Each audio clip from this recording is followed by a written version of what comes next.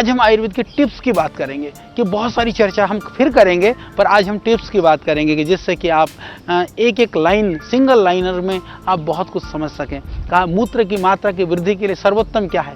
कहा sugar cane, गन्ना, यानी गन्ने का जो रस है वह मूत्रल है, जो बहुत ही बेहतरीन चीज़ है।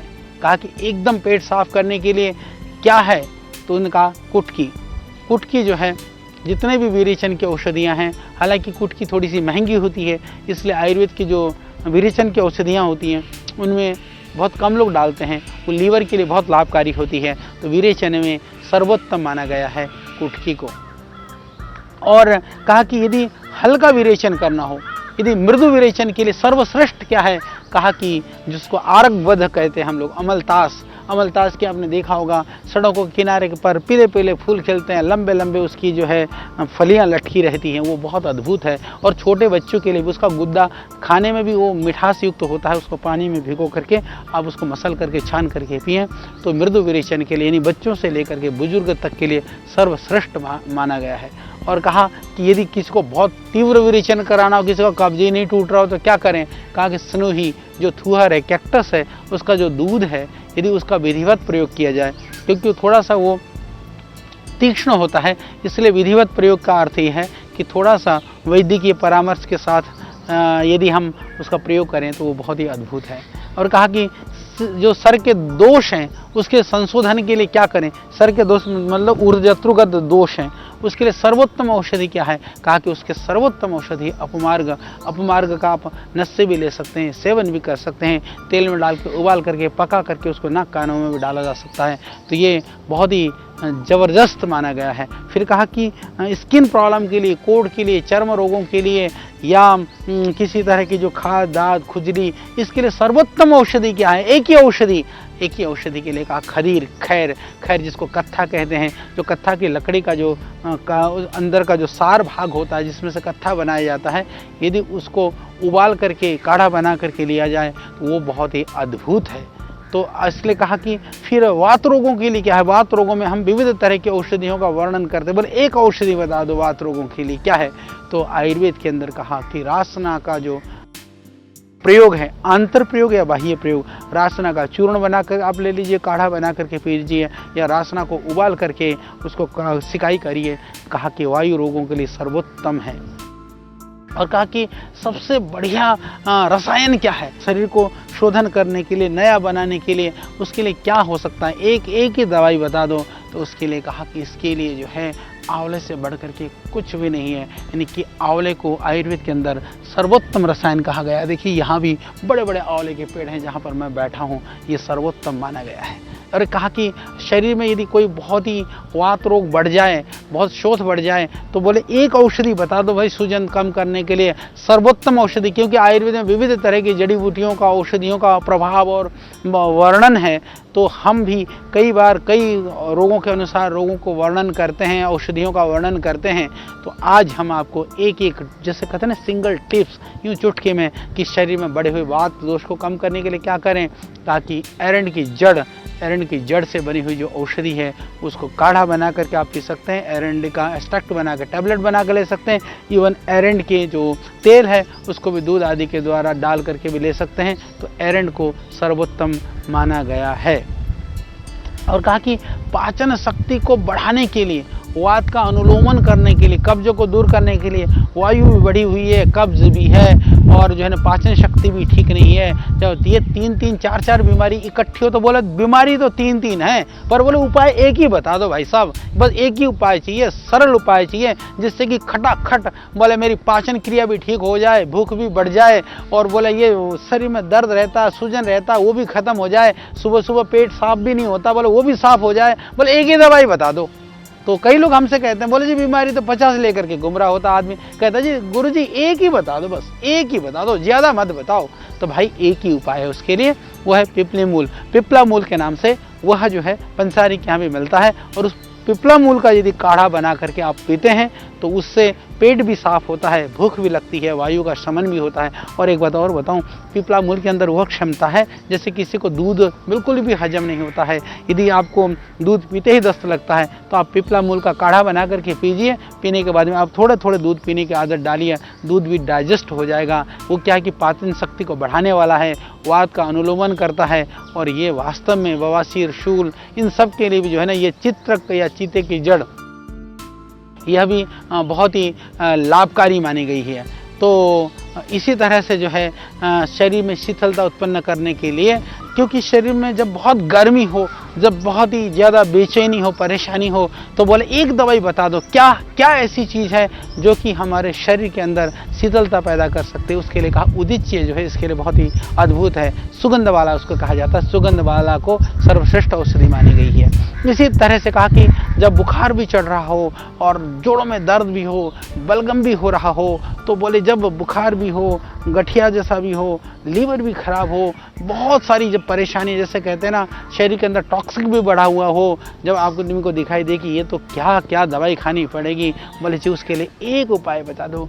ज्वर है, वात रक्त है, गठिया है और जो कफ भी बढ़ा हुआ है, तो कहा कि इसके लिए गिलोय, गिलोय, अमृता, गुडुचि यह रसायन है। बोले ये सर्वश्रेष्ठ है, इससे बढ़कर के कुछ नहीं है, यह आयुर्वेद के शास्त्र ऋषि लोग कह रहे हैं। और इसी तरह से किसी को चाहिए, वो कह रहा है कि हम क्या करें कि हमारा हम बिल्कुल नामर्द हो गए हैं, स्तंभन भी खत्म हो गया, पेट भी खत्म हो गया, खाया पिया रुकता नहीं है, और जो है वो जो है बिल्कुल बार बार दस्त भी लग जाता है, बड़ी कमजोरी भी होती है, वो वायु भी बढ़ रहा है, कफ भी बढ़ रहा है, दस्त भी लग रहे हैं, तो हम क्या करें, बड़ी पाचन भी ठीक नहीं है। तो कहा बिल्व अद्भुत है। बिल्व, यदि आप बेल का मुरब्बा खा सकते हैं, बेल की कैंडी खा सकते हैं, और बेल के जो अधपक्व जो फल होते हैं, बेल का पाउडर कर करके उसका सेवन कर सकते हैं, पेट के लिए, दस्त के लिए और कमजोरी के लिए, और इस तरह की कमजोरी को दूर करने के लिए बेल को सर्वोत्तम माना गया है। और लोगों ने कहा कि वात का अनुलोमन के लिए, जैसे कहते हैं कि तीनों दोष, बोले मेरा तो सब कुछ ही बिगड़ा हुआ है, मैं क्या करूं। कहा उसके लिए तुम अतीस हालांकि बहुत महंगी औषधि है, वो मिल जाती है, शुद्ध मिले बाजार से, थोड़ी थोड़ी मात्रा में यदि आप उसको लेते हैं तो बहुत ही लाभकारी है, बहुत ही गुणकारी है। किसी ने कहा कि मुझे तो मूत्र त्याग में बहुत कष्ट होता है, बहुत परेशानी होती है, और मैं जो है बार बार जाना पड़ता है, विशेष कर करके एक आयु के बाद में, वृद्धावस्था में, तो जिन लोगों को बार बार जो मूत्र कृच्छ जिसको बोलते हैं, जो बार बार पेशाब जाना पड़ता है, या जवानी में भी कभी कभी जो है रुक रुक करके पेशाब होता है, जलन होती है, उसके लिए क्या करें, ऐसी जो मूत्र संबंधित जो विकार के लिए क्या औषधि खाएं, एक ही औषधि बता दो। उसके लिए मैं आपको निवेदन करना चाहता हूँ, आयुर्वेद में ऐसी स्थिति के लिए गोखरू को सर्वोत्तम औषधि माना गया है कि गोखरू खाइए, गुर्दे की या जो मूत्र संबंधित विकार हैं, बीमारियां हैं, उनको दूर कर दीजिए, और उसके साथ में थोड़ी सी शिलाजित आप ले लें तो और भी अद्भुत है। शिलाजित ना मिले तो गोखरू खाइए और अपनी पेशाब की बीमारी दूर भगाइए, ये अद्भुत है। और ये गोखरू बहुत मिलता है, और हरियाणा में और राजस्थान में तो मेरे भाई गोखरू इतना होता है खेतों में कि अभी जैसे सर्दी के बाद में जब वो सूख जाता है तो जहाँ जाओ वो गोखरू के कांटे पैरों में घुस जाता है। वहाँ जिसको आपने बेकार माना है वो बेकार नहीं है, ये बहुत अद्भुत औषधि है, बहुत ज़बरदस्त चीज़ है। और इसी तरह से लोगों ने कहा कि विरेचन के लिए, पाचन शक्ति को, बोले मेरे को थोड़ा सा दस्त भी चाहिए पर पाचन शक्ति को भी मेरे को बढ़ाना है, और कफ भी मेरा बनता है, तो मैं क्या करूं। बोले मेरे को एक औषधि बता दो। उसके लिए जो है आयुर्वेद के अंदर अम्लवेतस, हालांकि अभी थोड़ा सा कन्फ्यूजन है आयुर्वेद के अंदर, अम्लवेतस कौन सी औषधि है, सही कौन सा अम्लवेतस है, मिलने में भी थोड़ी सी कठिनता है, पर इसको भी एक अद्भुत औषधि आयुर्वेद के द्वारा शास्त्रों में ऋषियों ने बताया है।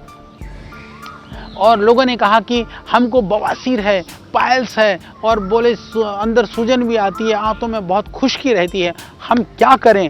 तो पाइल्स के लिए मैं आपको बताना चाहता हूँ कि छाछ को, तक्र को बहुत ज़बरदस्त चीज़ मानी गई है। इसीलिए जिनको पाइल्स की शिकायत होती है हम उनको दवाई भी देते हैं, तो हम कहते हैं कि भाई मट्ठे के साथ ले लेना। जैसे अर्शकल्पवटी आप खाते हो तो मट्ठे के साथ खाइए। हालांकि इसके लिए बहुत ही ज़बरदस्त एक औषधि है पाइल्स के लिए, जो बकायन के बीज हैं। आपने देखा होगा नीम के जैसे ही एक और पेड़ होता है मिलता जुलता, फल लटकते रहते हैं। बकायन एक ऐसा पेड़ है जहाँ अगले पुष्प और फल आते हैं पर पिछले फल लटके ही रह जाते हैं पेड़ पे।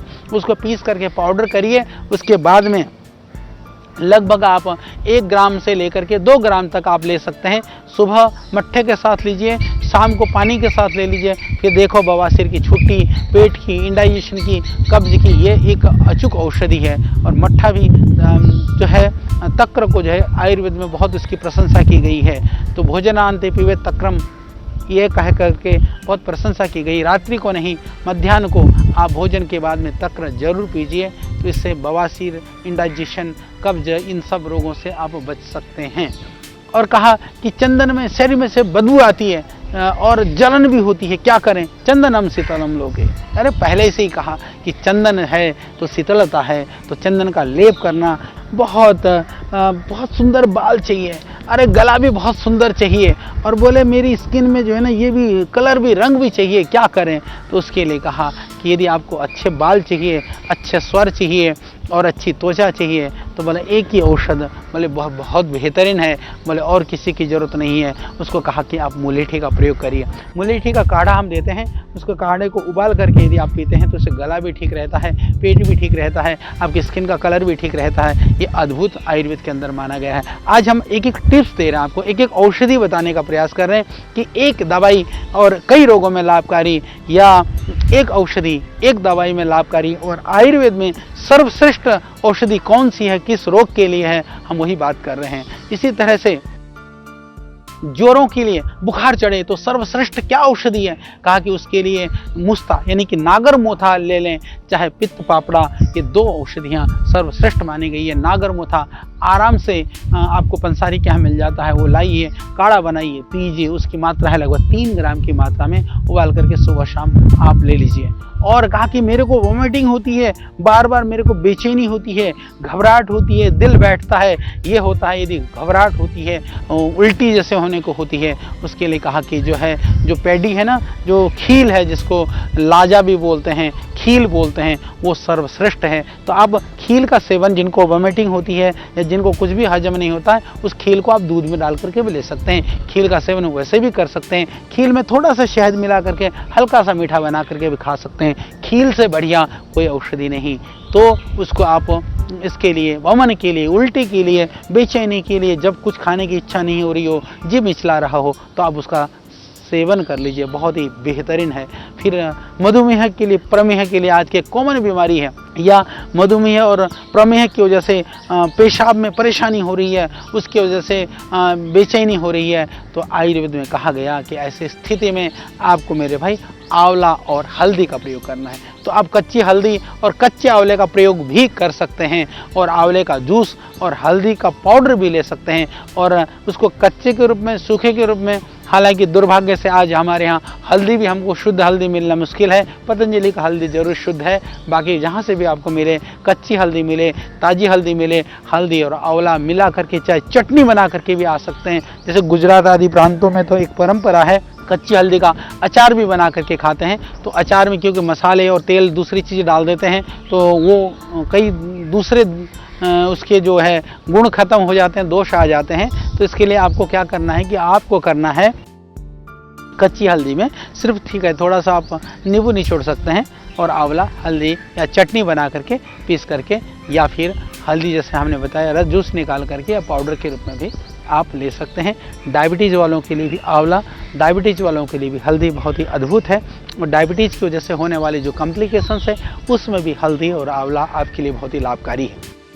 बात करते हैं कि वात और कफ रोगों से होने वाली जो पेट का जो रोग है या कब्ज है, क्योंकि सब तरह की जो रोगों का कारण है वो पेट माना गया है। ये खतरनाक है, पेट बिगड़ा तो सब कुछ बिगड़ा, यानी कि ये शरीर का मध्य प्रदेश है। सेंट्रल प्रदेश जब हिलता है तो बहुत उसका दूर दूर तक उसका असर और प्रभाव जाता है। तो इसके लिए कहा कि इसके लिए आप हरी तकी का प्रयोग करिए, हरड़ का करिए। हरड़ की प्रशंसा हम पहले भी बहुत कर चुके हैं, आयुर्वेद में बहुत प्रशंसा की गई है, मांस के साथ उसकी तुलना की गई है। तो हरड़ को कई तरह से आप ले सकते हैं, हरड़ का पाउडर करके वैसे भी ले सकते हैं। यदि कोई सौम्य प्रकृति का है, पेट और कब्ज के लिए उस तरह से साफ नहीं हो रहा है, तो वो क्या करें, उसके लिए मैं आपको बताता हूँ।